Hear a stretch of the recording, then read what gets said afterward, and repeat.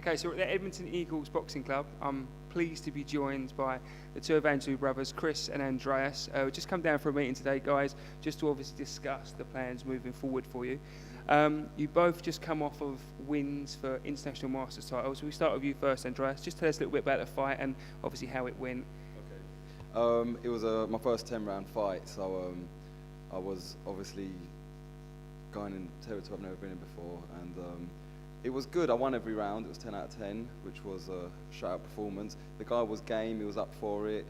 He was a good boxer, but I just listened to Don in the corner and took round by round, and I won it comfortably. And my stamina is very good, so I ticked that box as well, and I'm happy with the performance. What do you think you took out of that fight? What do you think you learned from that fight going forward? Well, he was trying to set traps, like drawing me in, trying to make me miss, hit me, counter over the top, and I just kept my composure, and I'm glad. I watched the fight and I didn't make one, two more than that mistakes. My blueprint for my training for a 10-round fight is exactly what I'm going to do again because it works. And I didn't really come out of second gear because I was thinking, oh, if I got to third, fourth gear in the 6th round and I got nothing left for 7 and 8. So I'm glad it went 10 rounds. So that's what I took out of it. Confidence. So you're due out again on December the 13th. Just tell us a little bit about that fight. Do you know what's coming up yet? What it's going to be for? Yeah, it will be defending my title, International Masters. So the opponent will be named probably next week, and we'll sit down with Don, watch him, and we'll train to beat him. Okay, so obviously your career, you're starting to get some wins under your belt now. You're starting to develop as a pro, and obviously people are starting to take notice of you. I think we were talking before a little bit that people are starting to take notice that they're starting to call you out already. So is that how you found it's changed over the last sort of 6 months, whereas now people are starting to look at you and put a target on your head, so to speak? Well, I've got a style. People look at me, they might think, oh yeah, I might be able to beat him, but they're very deceitful. I switch here, southpaw, orthodox, southpaw, orthodox. I don't know many boxers who do that, and I do that very well. And Don has seen that, and he's added to my defences, because before I'd be in a bit of no man's land, and I'd be standing straight on, and I've been down in the past, but it's purely because I'm standing right in front of the guy and I've got no balance. Don's seen to that, strengthened my defences because he said everything comes off defence, so we've strengthened that. My last fight, honestly, he hit me 2 or 3 times square on in 30 minutes of boxing, and he was up for it, and he trained 6-7 weeks for the fight. He had notice. So you can all come, I'll be ready for you. Just one at a time. I can't take 6 or 7 at a time, but when the next guy's over, we'll pick the next one. Okay, so how do you see your career in 12 months' time? If we sit down in 12 months' time, where would you like to see yourself in 12 months' time? Well, Don's trained Derek Chisora to the world title contention. He knows what ability is. He's trained Ashley Theophane for the British title. Ajose Olusegun, British title. He went on to fight for a world title eliminator. He knows the levels, and the level he's told me is next year we will be fighting for and winning the British title. So, as I said, one fight at a time, but that's what our plan is, 12 months to get that British title, probably 15, 16 and 0 by then. Okay, so the 13th of December will be a little bit different, and we'll start to bring you in, Chris. Obviously, it will be one of the first bouts you fought not on the same card as your brother, because obviously Chris has picked up an injury in your last fight, didn't you, Chris? And will that be a little bit different for you? Well, when we were with Matchroom, actually, we were him fight, I fight, him fight, I fight. So we got used to it a bit. It was only the last year we've been fighting on the same bills, so I'm used to it. There's less pressure for me because 2 of us don't have to fight. I just win and then we go home. Instead of wait, we got to win, get through that. And my mum and dad will be a bit less stressed on the night as well. Only the one to worry about. Okay, Chris, so again, the same for you. Coming off of an emphatic win over 10 rounds against Zoran Svek for the International Masters. You fought 9 rounds, 8 rounds with just one hand. Just tell us a little bit about, obviously, how the fight went. Yeah, it was the hardest night of my life, to be honest, but with those hard nights come great stories. And it was in the first round. It was actually the first overhand right I threw, and I happened to hit him on the forehead, like the hardest part of anyone's body, and I knew it broke straight away. I tested it again to see, is it broken or whatever, but it was definitely broken because the pain shot up my arm as soon as I threw it again. But to be honest, as soon as I broke my hand in the ring, I thought, that's it, that's the end of the night, I'm going to lose, because how am I going to beat this guy with one hand? And all those doubts started creeping in, and the nerves and the fear. But round by round, I went back to the corner, and Don and Luke were there and just giving me exactly what I needed to hear, because Don knows me so well and he knows what to tell me and how to motivate me. And I just took it round by round. I didn't actually think, all right, I've got 9 rounds left, I've got 8 rounds left. I actually just said, okay, just win the next round, win the next round. And to be fair, everything happens for a reason, and that's not a cliche to say, because 4 years ago, I was in the wildcard gym in LA, and I damaged my right hand in the first day of sparring. So for the whole month, I was sparring the top level boxers of the world with one hand, and that was my left hand.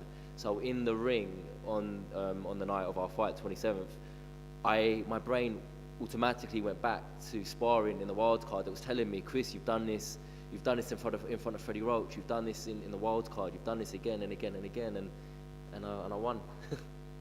How did obviously it changed your game plan? I'm sure you didn't go in there to fight with one hand. How did you manage to implement that? Because obviously the whole style of fight, what was your original plan, and how did you then have to adjust it to win the fight? Well, to be honest, I was, I listened to Don and the way how he saw my opponent before the fight and the style he wanted me to fight, and he wanted me to pick him off. But also, lately I've been coming a lot more forward, especially in sparring. I'm taking shots on the arms and countering, but on the inside now I'm countering, whereas before I was picking everyone off from the outside. And that was my game plan, and I wanted the knockout. Obviously, you don't look for the knockout, but I really wanted to get it on the night to win my title with a knockout.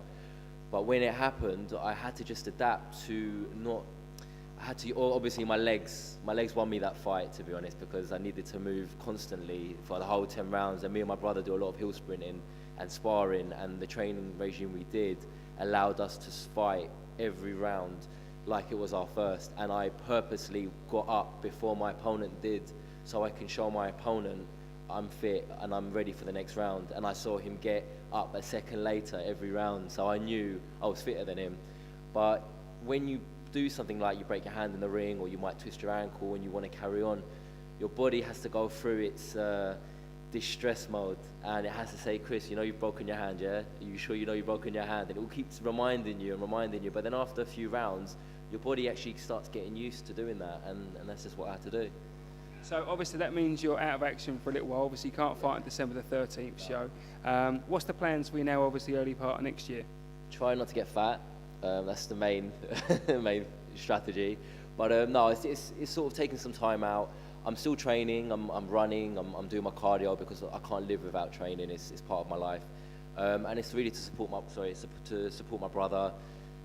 Take on the ticket sales and just try and take all the stress away from my brother for his fight, and also just enjoy a night of boxing where I don't have to fight at the same time as my brother, and yeah, that's just it really, and enjoy myself a little bit. But I want to get back into training, full training at ASAP really.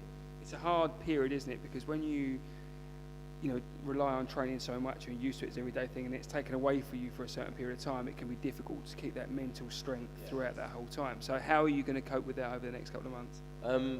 Well, yesterday I was training, actually. This is funny you say that, and I put on my Facebook, guys, I'm really demotivated, just put a quote on my wall or something. I quoted on there.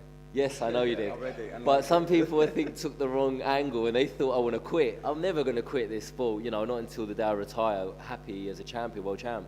But the people around you, watching my brother train. So like my brother went running yesterday, and I wasn't actually going to run. I was going to take some time off yesterday, but I got my bag and I went running because I'm seeing my brother do it. I'm getting a little bit jealous.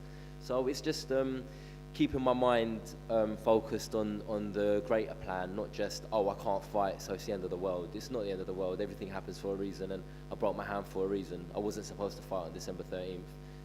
That's all I think of it really. Okay, so you touched on ticket sales. Obviously for this one you're going to help your brother ticket sales.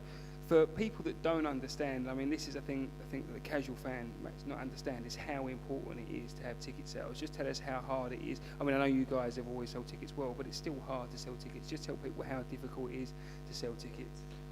It's hard because you've got people, especially like nowadays, everyone's the credit crunch and everything, and then you've got to pay £35, £40 to come and watch people who fight.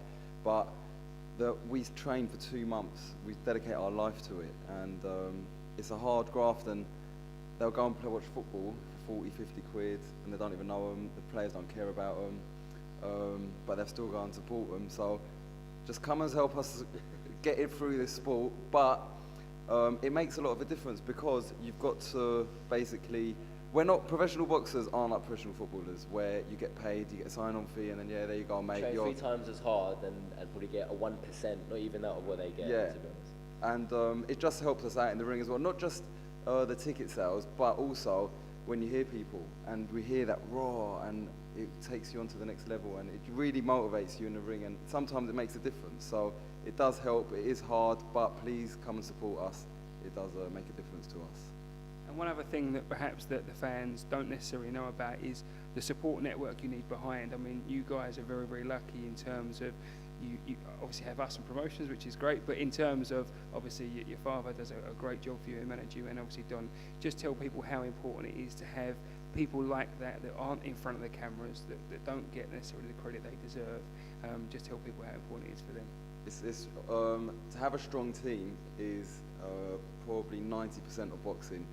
In this sport as well, where there's so many boxers, you can get used, abused, just thrown in, you're not ready to fight him, no one cares about your head. End of the day, we're getting punched in the face. Obviously, people have died in this sport, and so having our father with us makes a big difference. I wasn't supposed to tell him, Dad. Don, Steve Goodwin Promotions, yourself, Steve's family. Josh, Olivia. We're really, really happy where we are, and we've got such a strong team now that we're going to be a force to be reckoned with. And I mean, just signing with Don, having a coach who's got us on board and everything. I've been with Don, I told him the statistics earlier. We've had 20 rounds of boxing together. We've lost one debatably. We've won a title. We've got a knockout. So, yeah, well, me, I'm talking about just myself, sorry. The old ace doesn't exist. So everyone is calling me out. You're calling out that guy. This guy exists now. So come and fight us when we're ready. But it makes a big difference. And so the support network and everyone. And the fans as well make a difference as well, because they come support us and they get us the fights we need. Okay, so December the 13th, you're out. Obviously, Chris, hope we're looking to early part of next year. Good luck with the hand. Just last thing, anyone wants to get hold of you, are you both on Twitter, both on Facebook? Just let people know how they can get hold of you. My main point of call on social networking is Facebook, Andreas C. Evangelou. And I'm Instagram, Facebook mainly, Chris Evangelou, or on Facebook is Chris Flash Evangelou. But I can't put the Flash on Facebook. You can't give yourself a title, so yeah. Okay, so if people want to get hold of you there on Facebook, Twitter. Thanks for talking to us today. Good luck with the hand. I hope that says, and good luck on your defence on December the 13th.